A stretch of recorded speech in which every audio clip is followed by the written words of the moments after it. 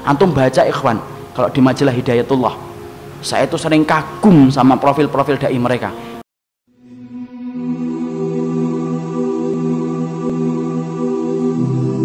Jangan cepet-cepet antum kemudian memvonis orang lain. Masya Allah, suaminya solih, istrinya berantakan. Kita sering menyalahkan suaminya ketika solih, ketika istrinya berantakan. Hei, antum tidak ngerti ikhwan, bisa jadi suaminya itu nangis-nangis di dalam sujud minta sama Allah supaya istrinya itu benar. Tapi apalah daya, wong hidayah miliknya Allah. Kita sering nyalahkan, anaknya ustadz kok nakal. Kan kita sering gitu. Tanpa kita sadari kemudian kita komentar, keluarganya ustadz, ini ustadz besar ini, anaknya kayak gini. Kita sering menyalahkan keluarganya ustadz, bahwasanya semua keluarganya ustadz itu semuanya harus solih. Ikhwan, jangan nyalahkan ustadznya. Mungkin ustadznya sudah mandi darah untuk meminta kepada Allah supaya anaknya benar dan ngikutin jejak dia. Tapi apalah daya, hati itu yang menguasai Allah, bukan kita. Hatinya antum aja yang menguasai siapa? Allah ikhwan. Kita aja tidak mampu menguasai hati. Antum apa menguasai hati? Enggak ikhwan, antum tidak menguasai hati. Sampai antum ketawa dan nangis saja antum tidak pernah ngerti kok kapan antum bisa ketawa dan nangis. Saking kita tuh nggak menguasai hati. Pernah nggak ada yang ngomong, insya Allah nanti jam 10 tepat saya akan nangis Ustaz? Tidak ada. Kita tiba-tiba nangis sendiri.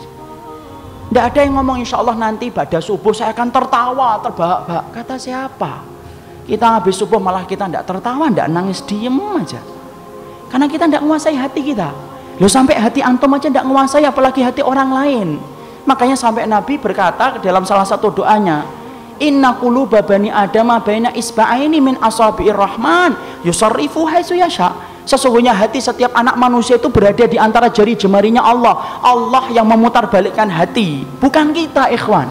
Kalau kita berdakwah, kadang-kadang banyak yang ikut alhamdulillah, tetapi Allah tidak kemudian menggandakan pahala antum hanya karena banyak yang ikut antum. Tapi kadang-kadang ketika kita berdakwah hanya mendapatkan 1 dan 2 orang, tidak apa-apa, itu nggak akan mengurangi pahala kita. Sudah berdakwah tinggal 2, yang 1 ngantuk, yang 1 ke kamar mandi, nggak ada sisanya. Tidak apa-apa ya kawan. Emang antum kira bahwasanya seorang ustadz yang nggak lari, satu ustadz yang ada di TPA ngajar anak TPA kemudian dia menjadi lebih rendah pahalanya? Masya Allah, kata siapa? Bisa jadi mereka tidak terkenal di antara kita, tetapi menjadi orang yang terkenal di antara penduduk langit. Kenapa? Karena keikhlasan hati mereka itu mengetuk-ngetuk pintu langit yang diterima oleh para malaikat sebelum sampai kepada Rabbnya.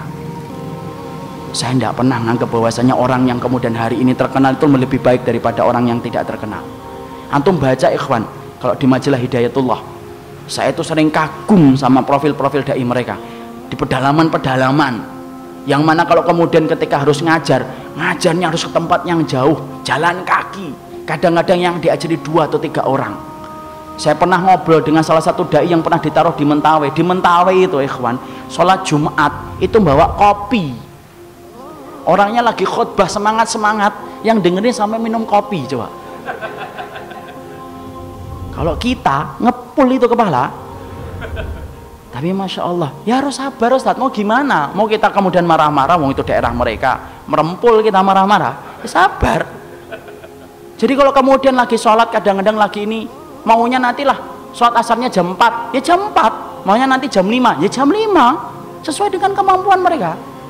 Tapi Masya Allah, disitulah kita paham Allah tidak pernah nilai antum berapa banyak orang yang antum telah kemudian berikan ilmu, tapi Allah menilai antum sudah berikhtiar untuk menjadikan orang itu paham tentang Allah dan Rasulnya atau belum.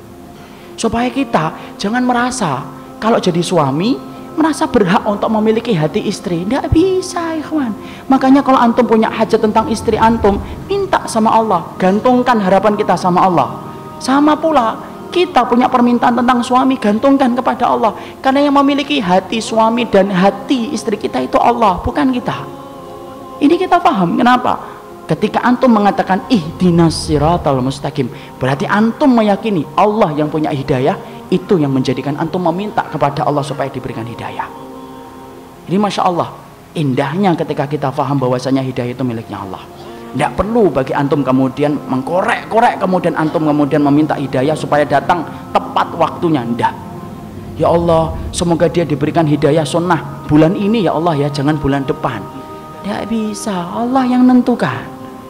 Kalau Rasulullah dan Nabi Nuh saja tidak menjamin mereka mampu untuk kemudian menembus hati orang yang paling beliau cintai, apalagi kita.